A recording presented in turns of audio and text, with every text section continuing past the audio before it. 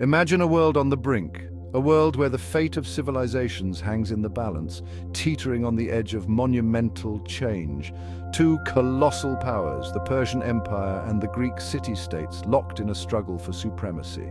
This was not just a battle for territory, but a battle for the future of culture, governance, and ideology. The year is 480 BC, a year that would be etched into the annals of history, remembered for the epic confrontations that would shape the Western world. The Persian king Xerxes, driven by vengeance for his father's defeat at Marathon a decade earlier, leads an army of unprecedented size, a force so vast it's said to have drained rivers dry. His ambition knows no bounds, and his determination to conquer Greece is unwavering. Their goal, the utter subjugation of Greece. The Persian Empire sought to expand its already vast territories, bringing the independent Greek city-states under its control.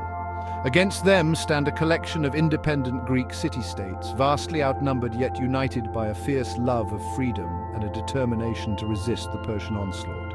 These city-states, each with its own unique culture and governance, came together in a rare moment of unity. This is no mere border skirmish. This is a clash of civilizations, a fight for the very soul of the Western world. The outcome of these battles would determine the direction of history for centuries to come. The stakes could not be higher.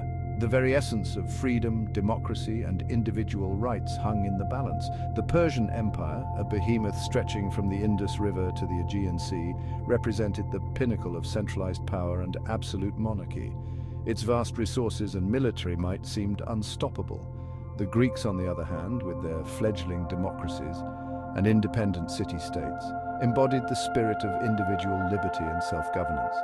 Their way of life was a stark contrast to the autocratic rule of the Persians.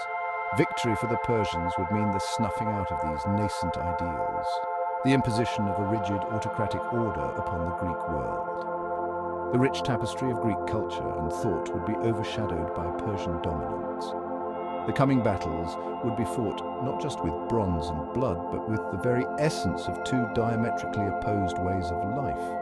The clash was as much ideological as it was physical. Would the Persian war machine, fueled by the might of a vast empire, crush the spirited but fragmented Greek resistance? The sheer size and power of the Persian forces were daunting. Or would the Greeks, through courage, cunning, and unwavering resolve, defy the odds and repel the invaders? Their strategy, unity, and sheer willpower would be put to the ultimate test. The answers lay on the battlefields of Thermopylae, Salamis, and Plataea. These historic sites would become the proving grounds for the ideals and values that would shape the future of Western civilization.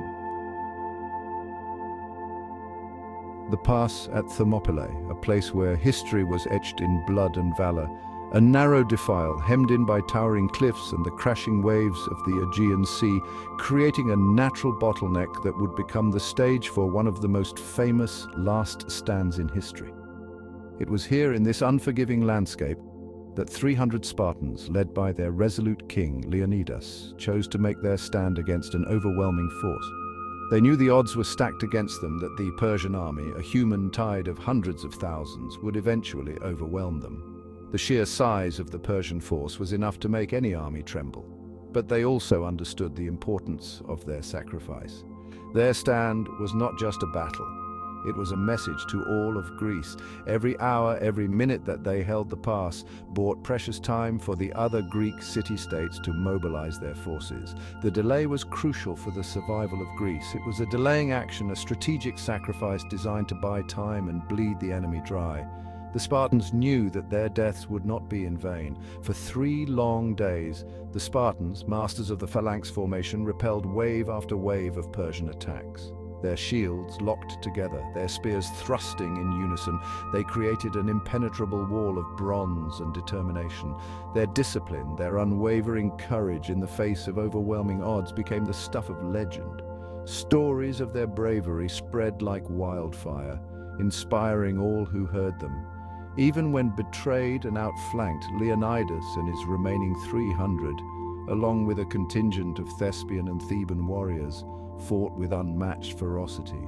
They knew their fate was sealed, yet they fought on, determined to make every Persian soldier pay dearly for each step forward. They knew they were doomed, yet they sold their lives dearly, inflicting heavy casualties on the enemy and etching their names into the annals of history. Their sacrifice was not just a military maneuver, it was a statement of defiance and courage. Thermopylae became a symbol of unwavering courage, of duty and sacrifice in the face of insurmountable odds. It stood as a testament to the power of unity and the strength of the human spirit. It was a testament to the Spartan warrior ethos, a stark reminder that even in defeat, valor and selflessness can inspire generations to come. The story of Thermopylae would be told and retold, a beacon of hope and resilience. Though the Persians would ultimately break through, the Spartan stand at Thermopylae served as a beacon, a rallying cry for the rest of Greece. It galvanized the Greek city-states, uniting them in their common cause against a formidable enemy.